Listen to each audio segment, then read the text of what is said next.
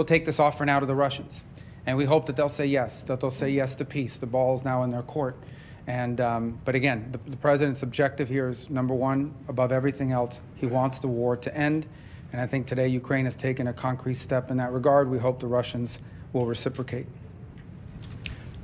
Well, just to add to the Secretary's comments, the Ukrainian delegation today made something very clear, that they share President Trump's vision for peace.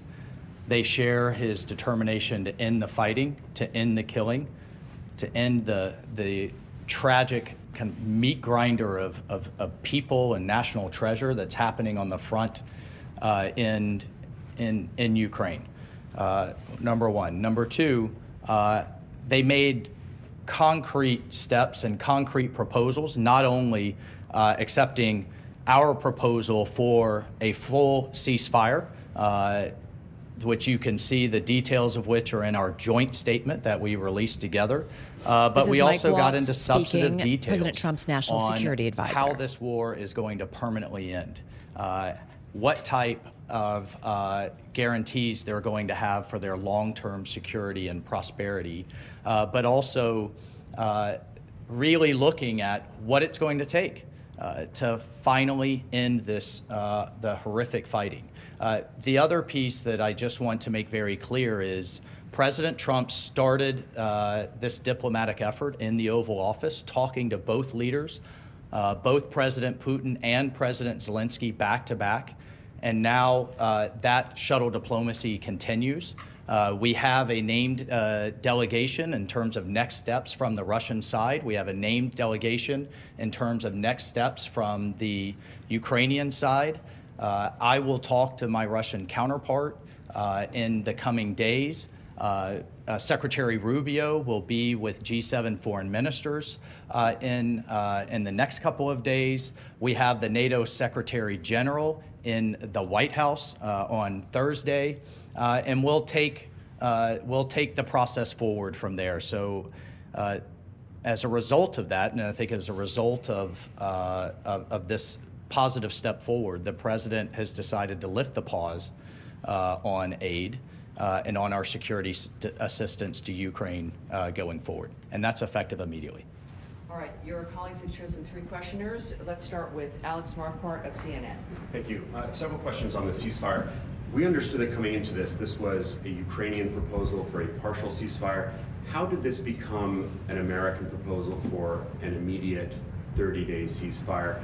And to be clear, you're talking about a complete ceasefire across the front line, not just the aerial and maritime ceasefire that the Ukrainians proposed.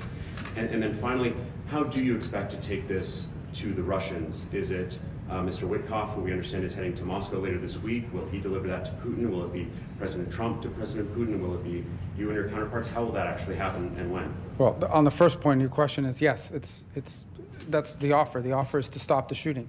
The goal here is the only way out to end this war is to negotiate out of it. There's no military solution to this war. The solution to this war and the way to end it and to achieve the president's objective of peace is to negotiate. But before you can negotiate, you have to stop shooting at each other. And that's what the president has wanted to see, and that's the commitment we got today from the Ukrainian side, their willingness to do that.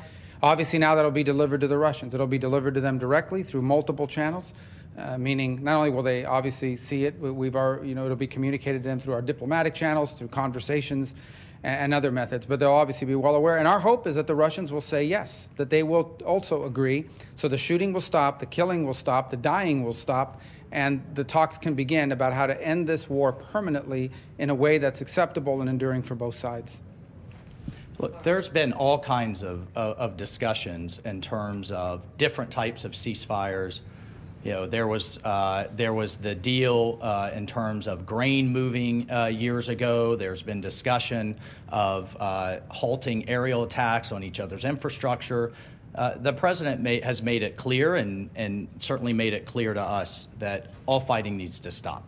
And the Ukrainians have agreed to that proposal. They're ready for peace. And now we'll take that to the Russians and get their response. All All right, next, Jennifer Jacobs, CBS. Great. Hi. Hey. Are you expecting any goodwill gestures from Russia? Do you have a deadline in mind for when you're hoping for them to reciprocate on that? Those two things. Well, we're going to take the offer to them. We're going to tell them this is what's on the table. Ukraine is ready to stop shooting and start talking. And now it'll be up to them to say yes or no. I hope they're going to say yes, and if they do, then I think we made great progress. If they say no, then we'll unfortunately know what the impediment is to peace here. But the president's been abundantly clear he wants the shooting to stop. He wants the warfare to stop. He wants the dying and the suffering to stop. And he believes, and rightfully so, that the only way to end this war is to negotiate an end to it.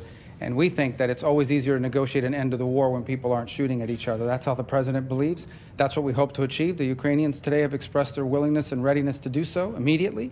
We hope the Russians' answer to that will also be yes. But no deadline set, sir. Well, the deadline is we hope to do this as soon as possible. Every day that goes by that this war continues, people die, people are bombed, people are hurt on both sides of this conflict. The president wanted this war to end yesterday and the day before. The president's been clear he wants peace.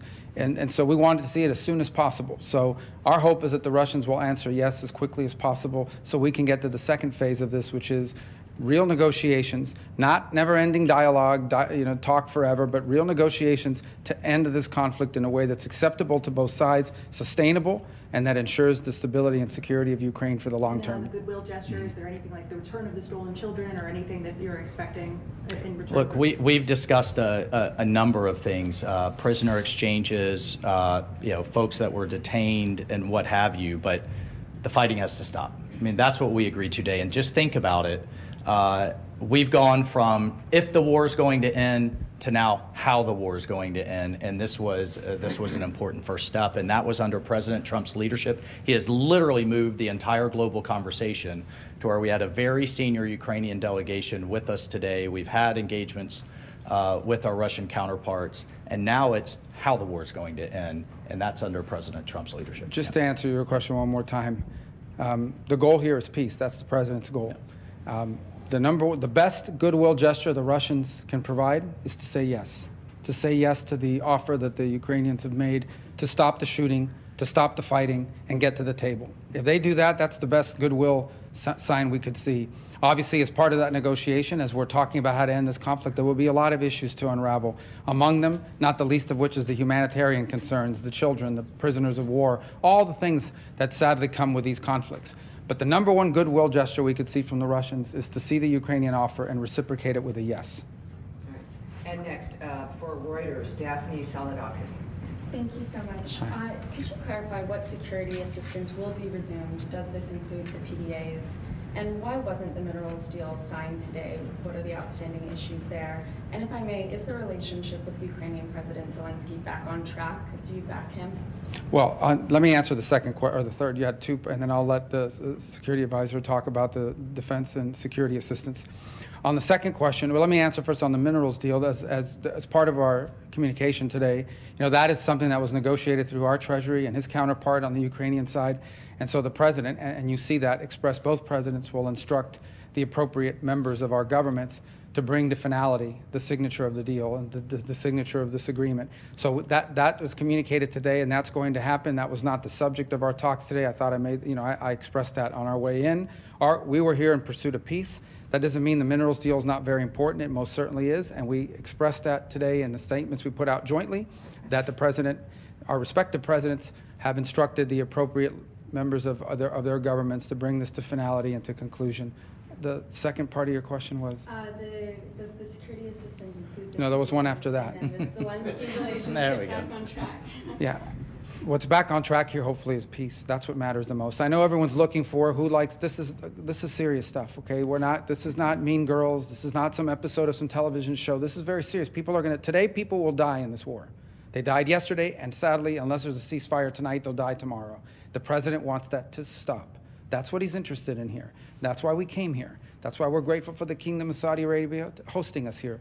And what we leave here with today is a commitment that the Ukrainians are ready to stop fighting. They're ready to stop the shooting so that they can get to the table and bring about peace for their country and for the world on the security. Well, I mean, I just can't echo enough.